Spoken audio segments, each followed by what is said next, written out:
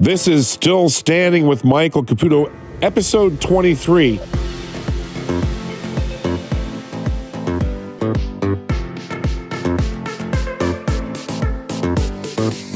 Coming up on today's show, I'll talk about my recent encounter with Andrew McCabe, the disgraced former FBI deputy director, in the studio of Anderson Cooper 360, AC 360 on CNN. And I'll get you ready for the imminent release of the Mueller report. All that and more on the way on Still Standing. No talking points, no spin. It's politics you can't put down. This is Still Standing with Michael Caputo. Hi, it's Michael Caputo again for Still Standing. That's stillstandingpodcast.com. You can catch my weekly audio and video there, and pretty frequent blog posts as well. We're supported by our listeners at patreon.com. We consider our most generous contributors our executive producers like Darcy Swenson, George Noonan, Sonia Carlin, Thomas Fulton, Daniel Markey, Stephen Flaminio, Jerry Brown, Samantha Lynn, Brian Pazdursky, Jack Bromwich, Jordan Gustomes, Susan Stevens, Patty Freeland, and John Seyfert. John, thank you so much for your generosity. And, of course, Julie and Rachel, all of our executive producers for Still Standing. What a crazy week it's been. Crazy for me. I'm caught up in this whole Mueller investigation, this Senate and House Russia investigations, all the bogus Trump-Russia inquiries that are going on. I've been called to testify before the Senate Intelligence Committee, the House Intelligence Committee. I was interrogated by the Mueller team as a witness, always a witness, never a subject or a target, which is important. I know the leftists out there who get a real kick out of wishing death and other things on people that don't agree with their politics. They want to think of me as some kind of a target, but I've always been a witness. But as you know, I do a fair amount of national television commentary. I'm on CNN a lot, Fox as well, sometimes on MSNBC. I like Ari Melber's show and Katie Tur's show. And but I do a lot of CNN. I do because I really like Anderson Cooper. Chris Cuomo's show, I think, is really a powerful show. I don't agree with these guys on things, but I like being on shows with people I don't agree with. I also do Jake Tapper's State of the Union on the occasional Sunday. And I'm usually there in a panel where it's 2 or 3 against 1, which I consider fair. What the heck, right? But this week, I was on Anderson Cooper last Friday night and then Monday night from Buffalo, in a small studio out in the countryside here. And then they invited me in on Tuesday night to fly me to New York. I always enjoy, I'd rather be in studio than, from a remote studio like Buffalo. It's a better experience. You get more time to talk, and I enjoy spending time when it comes to with the hosts, Anderson Cooper and Chris and Jake. They don't agree with me on a lot, but they're good guys. And their production teams are all, just real professional. I know a lot of people don't like CNN. I get why the president calls it fake news. I don't like that, that there's a lot of antagonism between the two and Jim Acosta and the president going at each other. I don't think Acosta's doing anything good for the network by trying to make a show out of himself at the White House press conferences. But this week, I was invited to fly into New York to be in studio when they had, of course, Andrew McCabe, the disgraced former deputy director of the FBI. He's been making the rounds because his book came out this week. He was fired for lying 4 times, fired by Obama appointees over at the Department of Justice, or at least recommended for firing. The Attorney General actually fired him, Attorney General, Deputy Attorney General. Fired for lying 4 times, 3 times under oath, which is a crime. And he wrote a book about it. He's angry, mad at Donald Trump, very clearly a Democrat. I know he claims that he's not, and he's not political, but he's about as political as they get. And I consider this McCabe guy to be patient zero in the epidemic of Trump derangement syndrome. Kind of the index case, the first person to come down with the illness. And then, of course, he passed it on to everybody else because it is, of course, truly contagious. We know that the Department of Justice and the FBI spied on U.S. citizens with false warrants. We know the DOJ and FBI gave a pass to Hillary Clinton's presidential campaign. And then they investigated our campaign, Trump's presidential campaign, on the basis of unverified evidence that the Hillary campaign gave them. And then they illegally leaked information on all these investigations, DOJ and FBI. In all four of those instances, Andrew McCabe is patient zero for every bit of it. He did all four of those things. Spied with false warrants, gave a pass to Hillary, investigated Trump, and then leaked and lied about it. This is really what has started and caused all the problems for my family, for my business, for my children, for my wife. And when I was invited to go on Anderson Cooper, to fly in and be in studio when Andrew McCabe was going to be there, of course, I couldn't turn that down. Would you?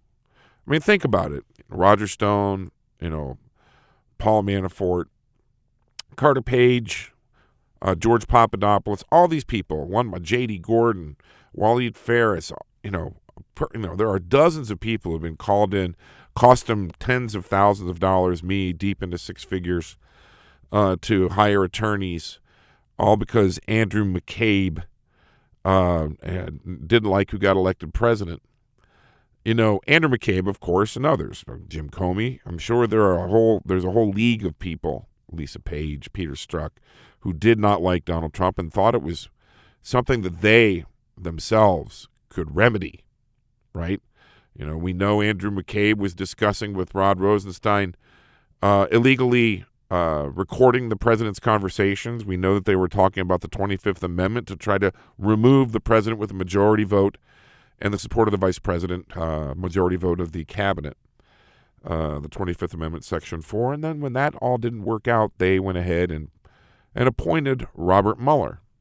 So I consider this to be the cause of what's happened to me and my family and all of my friends for the last 2 years. Imagine, among all those people who this has affected, I'm the only one that gets the chance to actually spend time face-to-face with Andrew McCabe. Now, I jumped at the chance. I told the producers from AC 360 that I would definitely do it. No question. Now, the CNN building at Columbus Circle in New York, it's an hour flight from Buffalo. They pay for the flight, They put you in steerage with the rest of the cattle, and they actually take in a car to a hotel because I can't get back and forth in one day. Because by the time I get out of Anderson Cooper, it's tough to catch a flight back to Buffalo, especially when you get into that New York traffic. But so they end up putting me at a hotel. It's all expenses paid. There's no money in it. I love my critics who hate seeing me on television, who cry to CNN all the time about how I need to be fired. How could they hire me? They don't pay me. I do it out of commitment to the President of the United States. I don't think that he's defended well enough or often enough on CNN. There are solid, Steve Cortez, chief among them, solid defenders of the president. I love David Urban, very good. Both of those gentlemen, Steve Cortez and David Urban, friends of the president. They do great work defending him. But there need to be more. David and Steve can't do it all. I know them both well. They're very busy people. They have very successful businesses. They actually get paid, and they're good at it. But so I decided, well, what a unique opportunity to actually perhaps meet McCabe. I knew they were going to do they were going to do a live interview with McCabe before I got on. And I knew that I wouldn't really be in studio on the air with him. Boy, would that have been fun.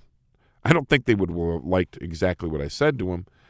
But at the same time, I would be in, the AC 360 area. They have a couple of different green rooms where people, panelists, and people who are on the air would be waiting to go on. They call them green rooms. And, of course, I would probably have an opportunity to at least see and meet, maybe even speak with Andrew McCabe.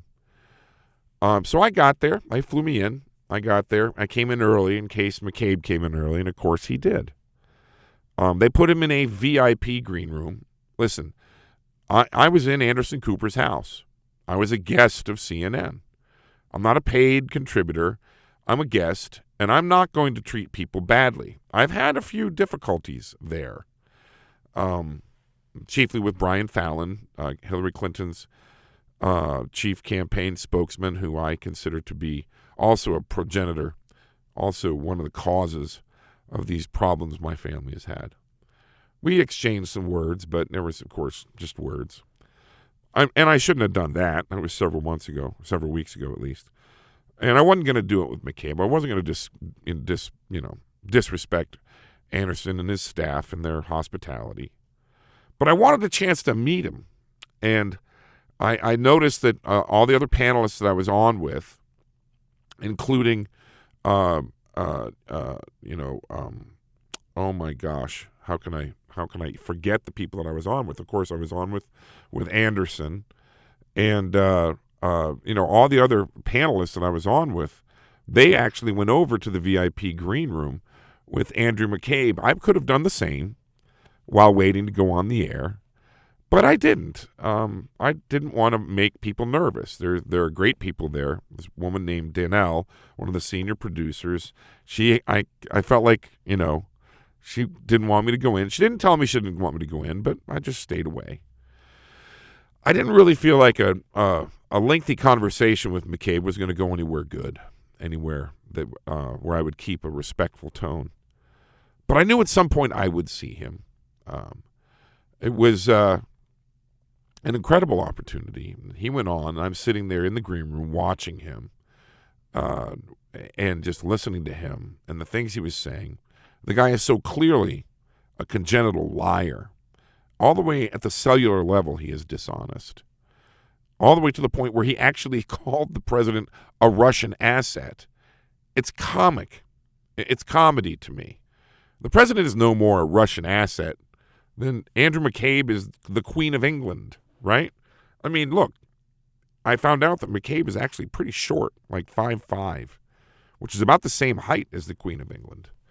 And we've known that FBI directors in the past have worn dresses. J. Edgar Hoover was fond of cross-dressing. And we've never seen the Queen of England and Andrew McCabe together. They could be the same person. That's about the kind of evidence that McCabe has that the president is some kind of Russian asset. He's a liar, this McCabe guy. But I wanted to meet him. Now, we lined up on the panelist, Gloria Borger, now that I remember.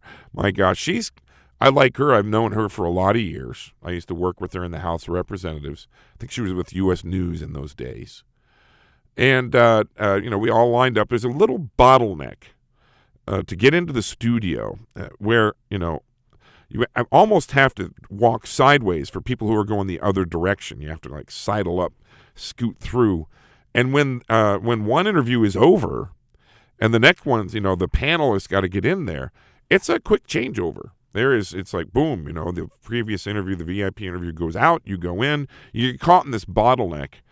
And, of course, there I am with my fellow panelists. And who's coming out, of course, but Andrew McCabe. Now, he was in there with his lawyer, Michael Bromwich, who, if you know his name, he's the lawyer for Christine Blasey Ford. You remember him in front of the Senate panel, the bearded guy. And there were more people in McCabe's entourage, probably PR people. I think his wife was there. I think I recognized her. But anyway, they're kind of scooting through, and we got to a point in this little bottleneck, and McCabe was right in front of me. The man who put my family in harm's way, the man who started all these problems, 2 years of harassment and financial difficulties for my family, The things that they did to destroy 2 years of my children's lives all started with Andrew McCabe. And there he is, stuck in this bottleneck right in front of me. His nose right about my sternum level. We're really close. And, close enough where I could speak at a low volume. And I said, Agent McCabe? And he looked up at me. And I said, boy, I wanted to say something else. But I said, I'm praying for you and your family and especially your children. And it kind of shocked him. I think he recognized me. Bromwich definitely did. I think McCabe expected me to say something like, to hell with you, But I didn't. I told him I was praying for him. I think that really disturbed him. Not sure. Maybe it didn't. I thought it would be satisfying. It wasn't. I'm Italian. I'm really angry at this guy. I really wanted to say something with more of an edge to it. I wouldn't have, arm wrestled him or nothing. But I wanted to tell him what was on my mind. And when I talked to my priest over at Immaculate Conception here in our little village of East Aurora, I asked him, what do I do when I meet these people? I want to punch them. I want to do something. I can tell you, I am up at night oftentimes worried about my family, where we're going to go next as my business was destroyed and our income levels were just dropped into the bucket. A lot of late nights wondering what I would do if I ever met Andrew McCabe. It was not as satisfying to tell him that I was going to pray for him. And also, by the way, and now gave me an assignment, because now I got to pray for the guy and his family. But that's, I don't know. It was good to meet him. It was good to understand the person who started all of this. It was good to watch him in action, to see him face to face, to actually watch him get his makeup, by the way. I don't think a lot of people get that opportunity. None of the people who he damaged with his treachery. Nobody else gets that opportunity but me. I probably could have used it with more bravado. I probably could have used it with more, maybe I would have made news, but I think I would have disrespected Anderson, Cooper, and Donnell, and Carey, and all the people over there, Brooke, all the people who treat me with respect, and I would have really disrespected their show. So I just told McCabe I'm praying for him and his family. Now, mind you, I'm not a big preachy guy. I was raised, a Baptist, baptized a Catholic as a baby. I came back to the Catholic Church in 2000. I go to Mass every week. I try very hard to be a good man. I fail. I fail a lot. I do. I try to improve my behavior when I realize that I've done someone wrong. I guess that's a Christian thing to do. But I hope McCabe understood that there was more that I wanted to say, but that the Christian thing to do, the right thing to do, was to tell him I'm praying for him. Because what my family went through, is going through, what my children went through, my understanding is he's the target of an investigation of his own. And I think his family is in for some of the same treatment, except he's actually a target.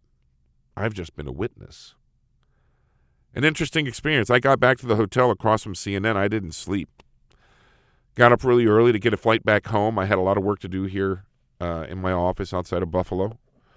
Got a 7 o'clock flight. That meant getting up at 4:30 in my hotel. I don't think I slept 45 minutes. My mind was racing afterward. What else could I have said? And really, there's nothing else I could have said. What would you have said? I suppose I could have said more. But I wouldn't have been proud of myself. I think my wife is proud of me, and that's the most important thing. And Father Bob, over at Immaculate Conception, he'll be proud of me. I took his advice. I don't always take his advice, but his advice is always good. I feel like I'm protected by my faith, by my family, and by my friends. And I think Andrew McCabe should be praying himself. Well, Well, check it out. I'll be right back after these messages here on Still Standing. That's stillstandingpodcast.com. Still standing. Please remain standing. We'll be right back.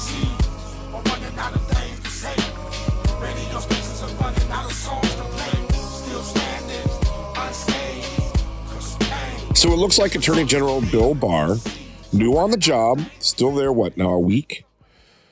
He's getting ready to announce, maybe even next week, the end of the Russia investigation. Special counsel Robert Mueller is done, at least with the investigation part.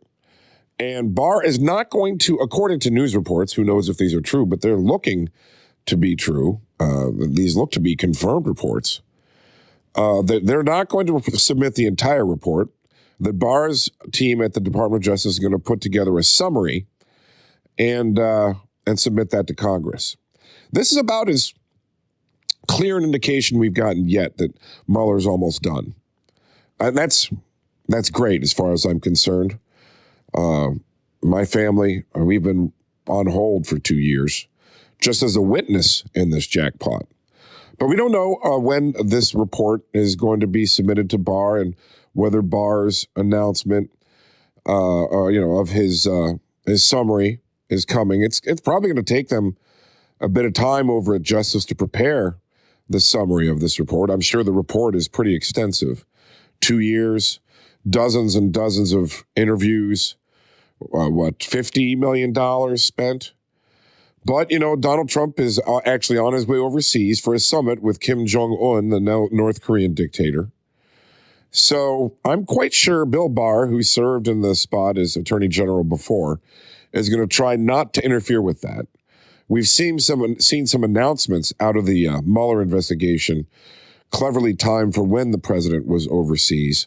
I don't think you're going to see that during the term of Bill Barr, an Attorney General. So his trip is probably going to impact the timing of when we hear anything. And, of course, we have the special counsel's office and the Attorney General. They're not saying anything about this on the record, but CNN, NBC, ABC, New York Times, Washington Post, they're all reporting it out as a veritable fact.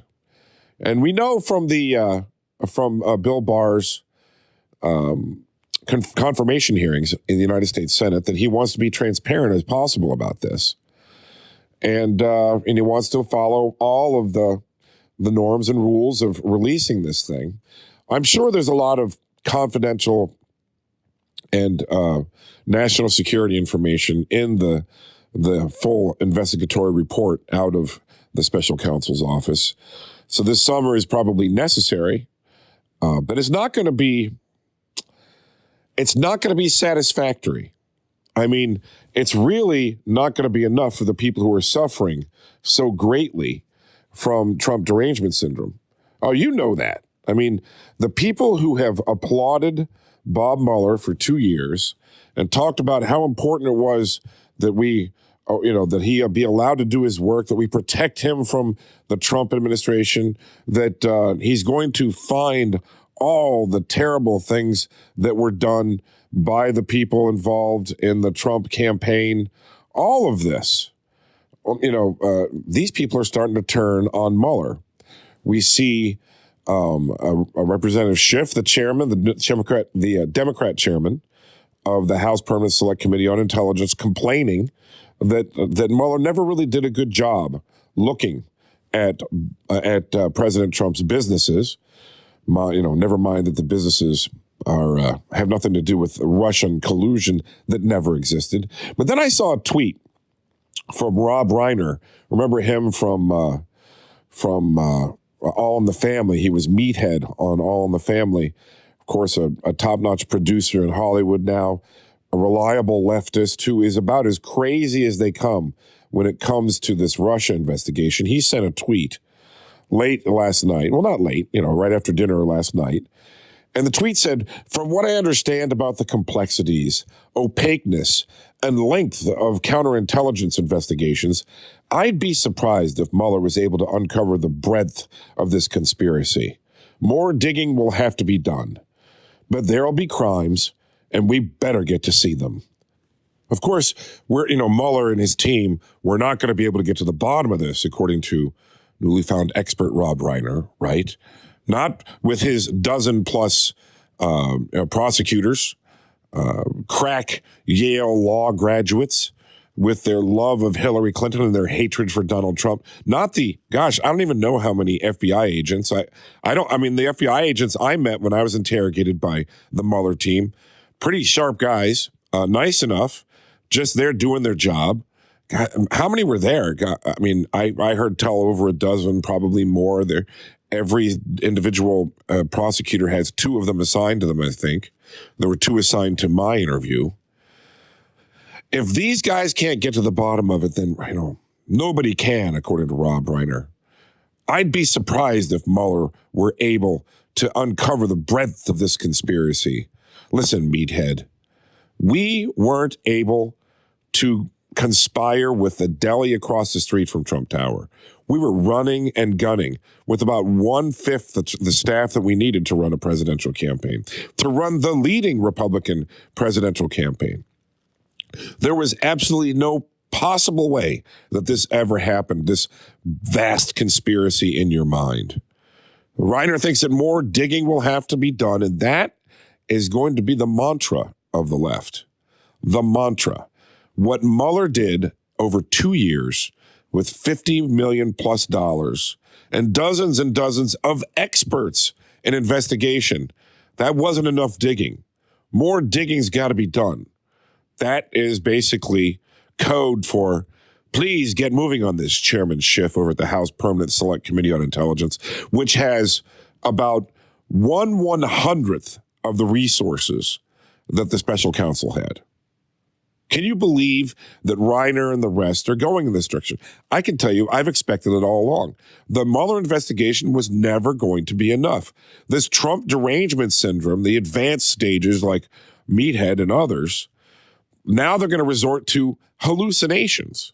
They're going to start painting pictures of how Trump, and the Trump campaign were conspiring all along, and we were doing it so cleverly that not the FBI, not the DOJ, none of the best of the investigators in the United States could figure it out.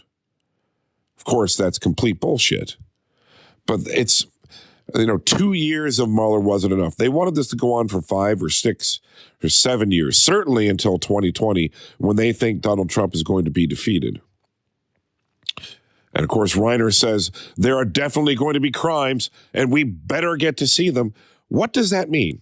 What does Meathead want here? What he's saying, I think, is that the summary better be, not a summary. The summary better be comprehensive, that we better be able to see all the crimes, not just the ones that are being prosecuted, but the ones they choose not to prosecute. Like, for example, the original leak from the Obama White House that led to General Flynn getting in trouble. Remember that? December of 2016. National security information leaked to the Washington Post by a national security official at the Obama White House. That crime has not been charged. Not even sure if it's even been investigated. But, that's not the crime that Meathead's talking about. That's not the crime that the malignant, advanced stage Trump derangement syndrome victims are talking about. So what's going to come next week? Clearly, it's not going to please Rob Reiner. It's not going to please, let's say, Renato Mariotti and all the CNN commentators who are completely convinced that Donald Trump is a Russian asset, as much of an idiotic statement as that is. What's it going to look like? I don't know. I'd like to put a poll, not a poll, what do you call it? A pool up. See how many pages the summary is going to be. And how quickly it's leaked. It'll be out. I think it'll be in the media's hands before it's even opened by many of the leading members of Congress who will be briefed on it. So we'll all see it pretty soon. But what does the end of the Mueller investigation really mean? I don't think it means all that. And let me tell you something. It means a lot to my family. We can press play on our lives again. We've been on pause for 2 years. The financial destruction to me and my family has been profound. I have to rebuild our entire life. My business, a public relations agency, which has been in business for 16 years, is virtually destroyed. Hard to get new clients when you're being called a traitor regularly on national television networks by fools like Rob Reiner. But it'll pass for us.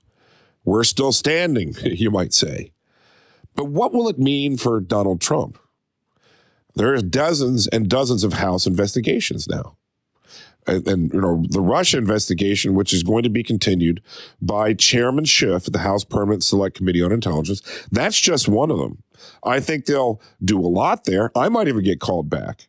So I've got to keep my powder dry in my legal fund because I'll need attorneys at my side when they do that. But I'm just a witness.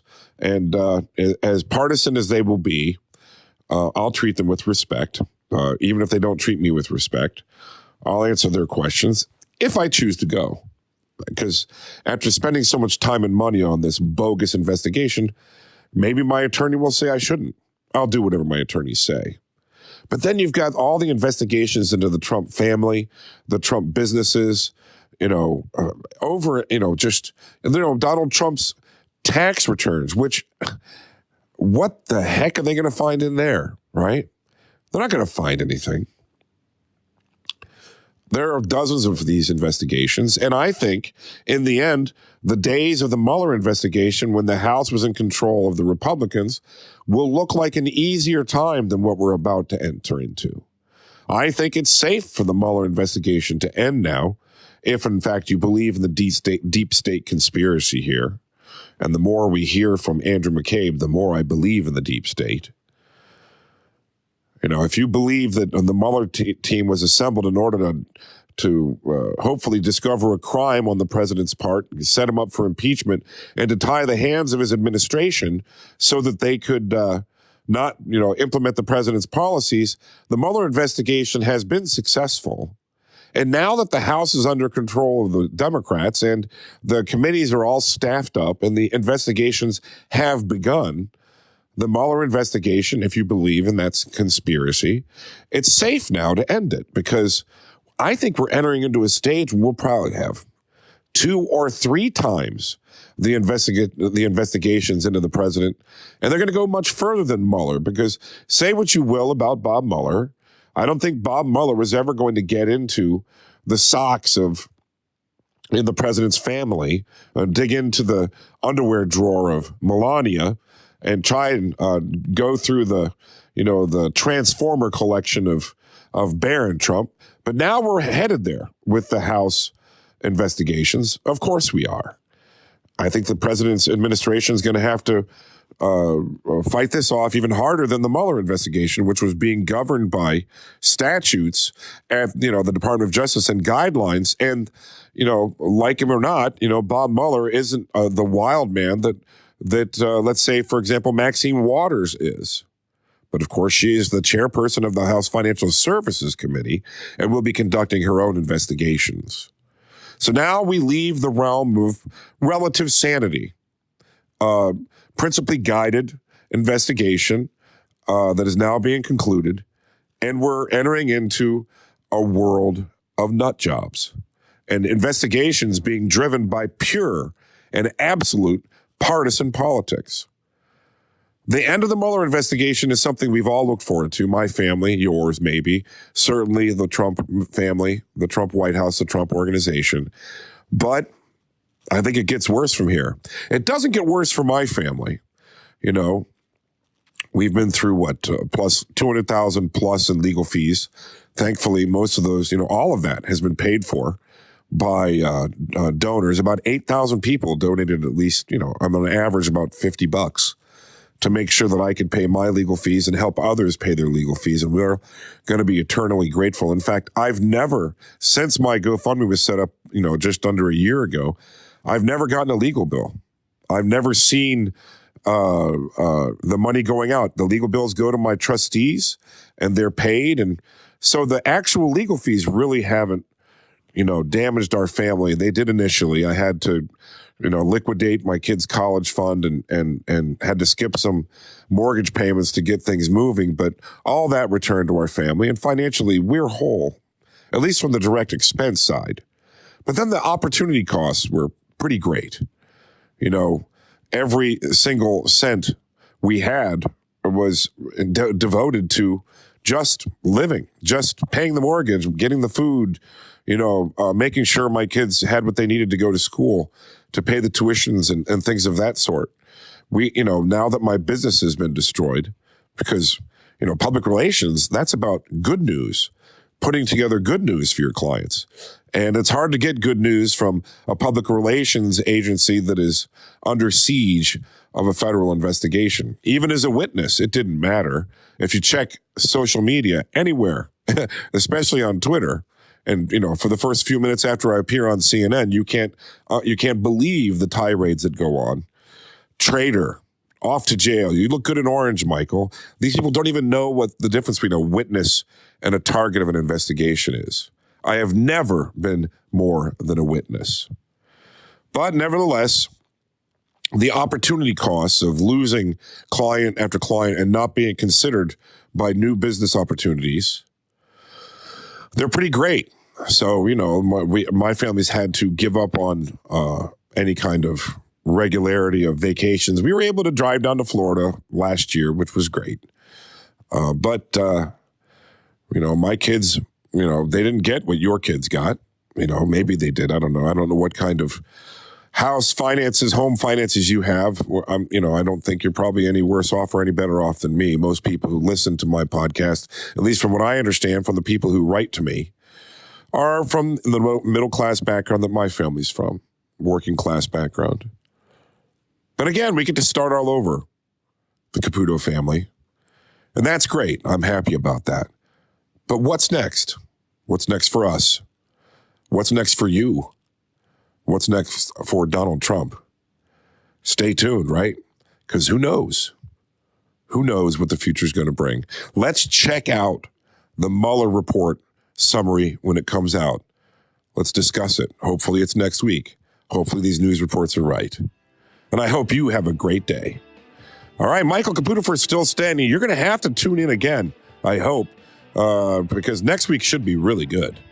Have a great day, and take care.